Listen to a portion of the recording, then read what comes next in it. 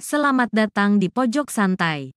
Sebelum Anda mendengarkan audiobook ini, kami menginformasikan bahwa channel ini adalah review audio dari buku yang ada di Indonesia. Untuk membaca keseluruhan buku ini, kami menyarankan membeli buku aslinya di toko buku kesayangan Anda, baik offline maupun online. Keberadaan channel ini dimaksudkan untuk membantu Anda mendapatkan pengetahuan dari buku-buku kesayangan Anda.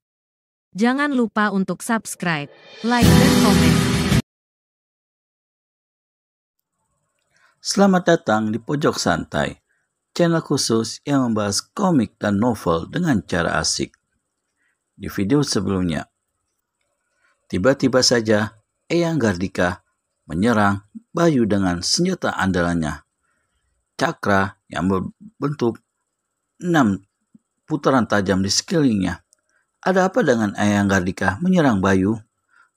Yuk langsung saja disimak video kali ini.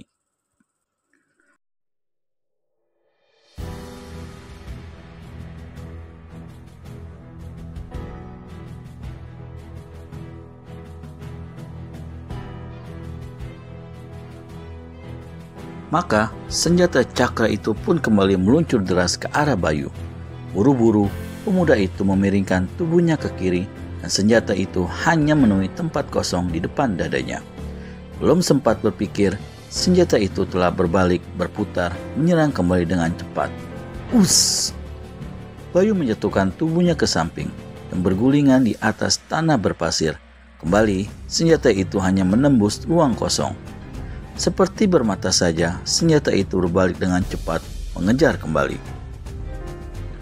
Bayu menjemput sebongkah batu karang di dekatnya, lalu melemparkannya ke arah senjata itu.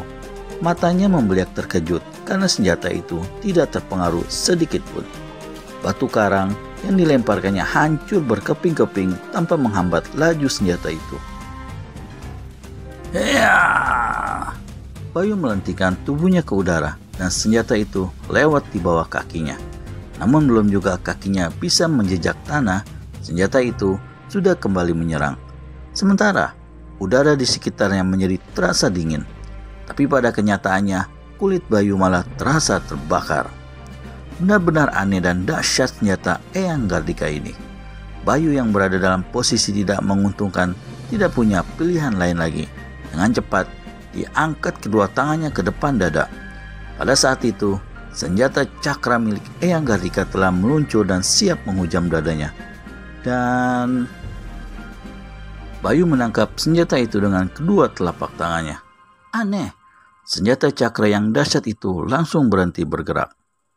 Bayu memedangi senjata itu sejenak, lalu berbalik menghadap Eyang Gardika yang tetap berdiri di atas kedua kakinya yang buntung. Tampak lelaki tua itu hanya tersenyum saja.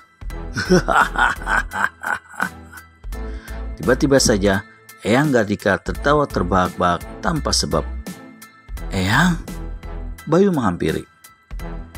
Tidak seorang pun yang berhasil menangkap cakra. Rupanya sudah waktunya cakra berpindah tangan, kata Eyang Gardika setelah reda tawanya.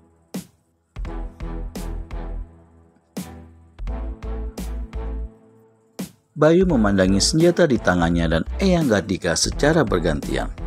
Ia masih belum mengerti kata-kata kakek angkatnya. Senjata yang bernama cakra itu sungguh luar biasa. Memang, biasanya tidak ada satu makhluk pun yang dapat lolos dari ancaman senjata itu jika telah meluncur dari tangan pemiliknya. Kemarilah Bayu, panggil Eyang Gardika. Bayu melangkah menghampiri laki-laki tua cacat itu, lalu segera duduk bersila di hadapan gurunya. Tangan kanannya masih menggenggam senjata cakra itu. Pakailah ini.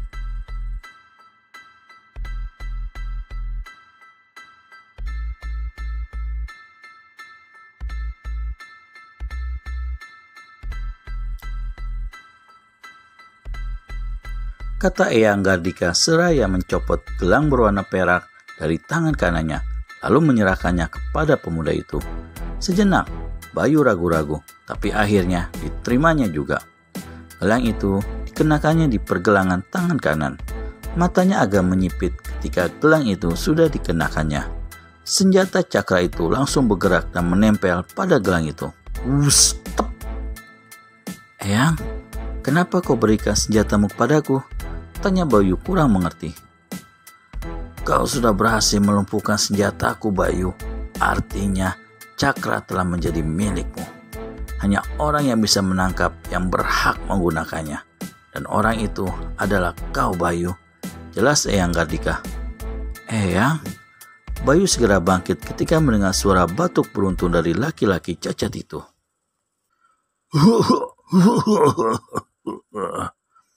Eyang Gardika mengangkat tangannya, mencegah Bayu yang ingin mendekat.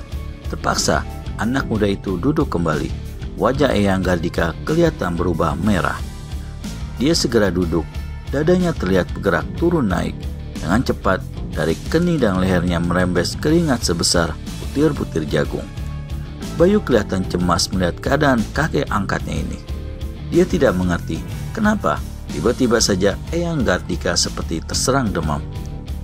Eyang sakit? Tanya Bayu agak bergetar suaranya. Tenanglah Bayu, jangan cemas, aku tidak apa-apa. Kata Eyang Gardika lemah suaranya.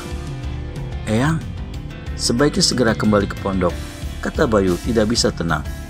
Eyang Gardika hanya tersenyum dan menggeleng-gelengkan kepalanya. Terdengar batuknya beberapa kali. Bayu tidak bisa berbuat apa-apa. Setiap kali Bayu akan bangkit menolong, tapi sudah keburu dicegah. Eyang Gardika merasakan adanya gerakan halus, gerakan yang sepertinya mengajaknya pergi. Pendengarannya begitu tajam, dia dapat membedakan gerakan sehalus apapun. Dengarkan baik-baik Bayu, rasanya saatku sudah tiba. Eyang Gardika terbatuk lagi. Besok, di saat fajar menyingsing, kau harus meninggalkan pulau neraka ini. Saat itu, kau tidak akan menemukan aku lagi. Eyang, sentak Bayu terkejut. Apa maksud dari Eyang Gardika? Temukan jawabannya di video selanjutnya hanya di channel Pojok Santai. Segera subscribe dan tekan tombol lonceng untuk mendapat notifikasi dari video sebelum dari kami. Terima kasih dan sampai ketemu kembali.